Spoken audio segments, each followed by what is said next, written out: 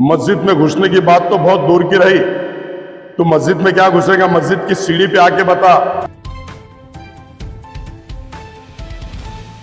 सरपंच साहब, एक नीतीश राणे का बयान आया है जिसमें बताया कि गिरी महाराज को अगर किसी ने हाथ लगाया तो मस्जिद में घुसकर मारेंगे और भी बहुत सारी बातें की। उसको आप किस तरह देखते हैं, उस पर क्या कहेंगे? अस्सलाम वालेकुम।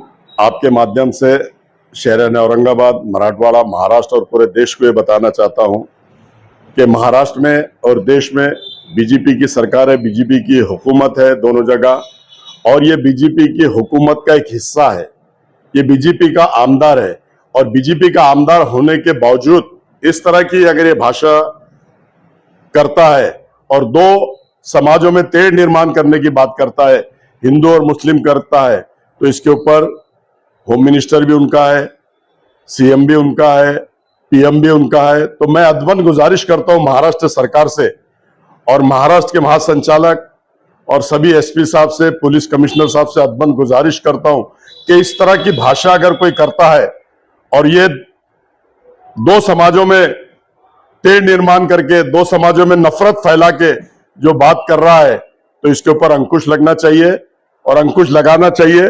और तो अगर इस तरह की बातें कर रहा है कि हम चुन चुन के मस्जिदों में घुस के मारेंगे, तो मैं आपके माध्यम से बताना चाहता हूं, सुन ले 1.5 फुटे। मस्जिद में घुसने की बात तो बहुत दूर की रही। तो मस्जिद में क्या घुसेगा? मस्जिद की सीढ़ी पे आके बता।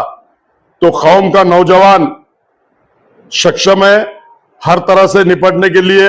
हुजूर के शान में अगर कोई गुस्ताखी करता है तो बच्चे, हजारों लाखों नौजवान उनके ऊपर कुर्बान होने को तैयार रहते।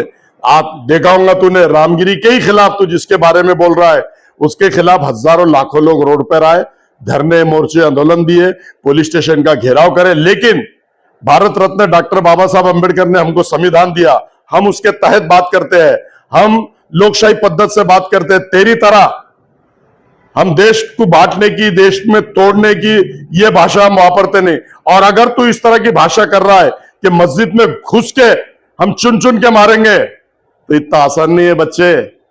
मस्जिद में घुसना बहुत दूर की बात है। तू मस्जिद की सीढ़ी पे आके बता। हम और हमारा समाज बिल्कुल सक्षम है, जो हुजूर के लिए अपनी जान मर मिटाने को करता था।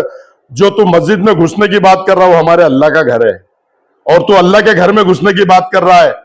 तेरे में अगर हिम्मत है, तू अपने बाप की औलाद है, तो मस्जिद घुसने की तो बहुत दूर की बात, तू सीढ़ी पे आके बता। मुसलमान का हर नौजवान साथी, कौम और मिल्लत का हर नौजवान बच्चा तेरे को अपनी हैसियत और औकात बता देगा। और मस्जिद में घुसने की तू बात कर रहा, सीढ़ी भी नहीं चढ़ने देगा। आपके माध्यम से मैं ऐसा कहता हूं, आपने देखा होगा कि जो खासदार के इलेक्शन हुए महाराष्ट्र में, सेना और बीजेपी के पैर के नीचे की जमीन खिसक गई। ये दोनों, सेना और बीजेपी, ये चाहती है।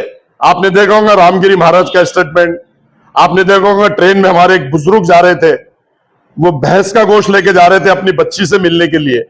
अपनी बच्ची को अगर कोई डब्बा लेके जा रहा है तो इतनी नफरत, ये नफरत फैलाने वाले लोग, ये सेना बीजेपी के लोग जो है नफरत फैला रहे हैं।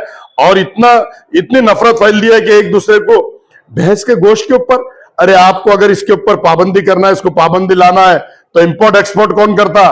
कोई मुसलमान नहीं करता। बड़ी बड़ी फैक्ट्रियां, बड़े बड़े बिजनेसमैन जो बीफ इंपोर्ट एक्सपोर्ट करते हैं, उनको पकड़ो ना, उनको जाके मारो। ये बुजुर्ग, इनको क्या मार रहे हैं? इनको क्या चेहरा सुझा दिए, आंख सुझा दिए, उनको कम दिख रहा।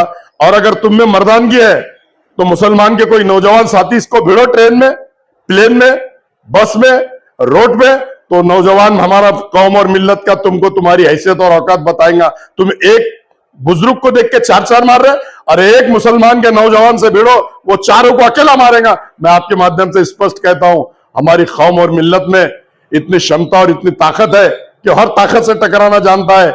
और लेकिन 1.5 फुटे अब तू सुन ले, इससे पहले भी तूने हमारे मुसलमानों के खिलाफ पूना में भाषण दिया, एक बार नासिक में भाषण दिया, और हमारे कौम और मिल्लत के बारे में अगर तू बोलेगा तो तू समझ ले कि कौम और मिल्लत भी तेरे बारे में, तेरे सबके बारे में ऐसा जवाब देंगी कि तू, तेरी नस्लें उबलेंगी नहीं। ऐसा मैं आपके माध्यम से कहना चाहता हूं।